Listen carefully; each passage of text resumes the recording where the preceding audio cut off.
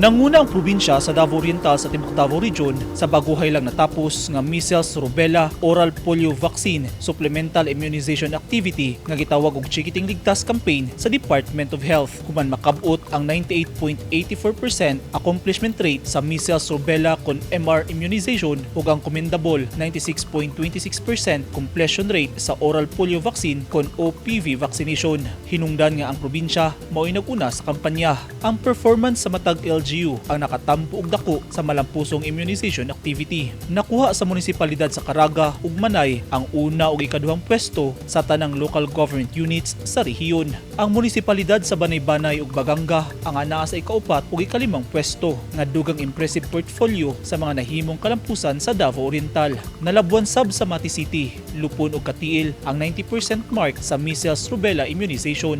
Nakabot ang kadaugan tungod sa komprehensibong mga estratehiya, metikulusong pagplano ug epektibong implementasyon sa MHO, CHO ug PHO. Dako usab og natabang sa kalampusan ang mga barangay health workers hilabi na sa pagpasabot sa mga ginikanan sa kaimportante sa bakuna ngadto sa mga bata. Nagpasalamat si Dr. Reden Bersaldo, ang Provincial Health Officer 3 ngadto sa kugihan nga mga health workers nga naa sa ground ug sa suporta sa mga mayor. Kung diin ang ilang pasalig ug walay puas nga pagpaningkamot mao'y hinungdan nganong nakabot ang kalampusan sa Chikiting Ligtas campaign sa probinsya. Midayeg si Dr. Bersaldo ngadto sa probinsyal nga gobyerno ubos sa liderato ni Governor Corazon Malanyaon sa kanunayng suporta niini sa MROPV supplemental immunization activity. Gipakita sa administrasyon ni Malanyaon ang exemplary leadership kung sulundon nga pagpangulo, paghatag og mga mahinungdanong resources, pagpadali sa hapsay nga pagpatuman ug pagpalambo sa epektibong koordinasyon sa stakeholder. Ang naangkon sa Davao Oriental naghatag og inspirasyon sa ubang mga probinsya ug mga rehiyon sa Pilipinas sa pagpakusog sa ilang immunization efforts ug pagtrabaho padulong sa mas himsog nga kaugmaon. Ang kalampusan sa Davao Oriental sa MROPV immunization campaign nag-highlight sa dedikasyon sa probinsya sa pagprotekta sa populasyon